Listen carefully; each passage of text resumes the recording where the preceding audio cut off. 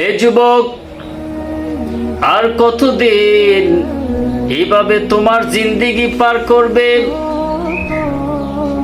এমন কোন দিন বাদ নাই সেই দিন পত্রিকার পাতার মধ্যে দেখি না যুবক মারা গেছে না।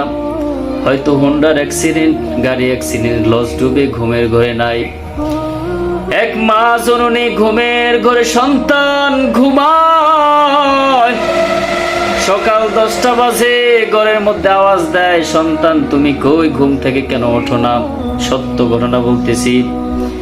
যখন দরজার মধ্যে টাক দেয়, খোলে না, মা লোকেদেরকে ডেকে বলে, ও গ্রামবাসী, আমার লোকেরা আসো আসো, আমার সন্তান কোন রাতের বেলায় ঘুমাইছে, সকাল 12টা বেজে গেছে, এখনো কোনো খবর নাই।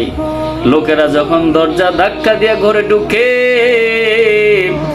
ঢুকে দেখে সন্তান সোজা হয়ে চিত হয়ে পড়ে রইলেন, শরীর ঠান্ডা হয়ে গেছে, রগগুলো চলে না।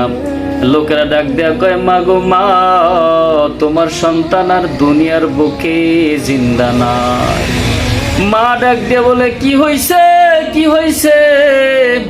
সন্তান আমার রাতের বেলায় না খায়া ঘুমাইলো, কত জ্বালা যন্ত্র করলাম, কত গালাগালি করলাম, কত কিছু করলাম।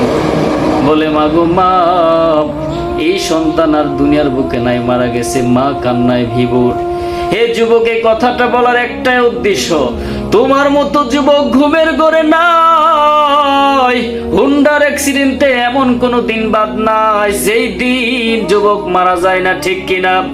এই যুবক অকালে মৃত্যুবরণ হয়, ওই মৃত্যুর কথা স্মরণ করিয়া, মরণের কথা স্মরণ করিয়া, হাসরের ময়দানের কথা স্মরণ করিয়া এখনো সময় আছে রে ভাই। আসো আসো, আল্লাহর রাস্তায় আসো, নামাজ পড়ো।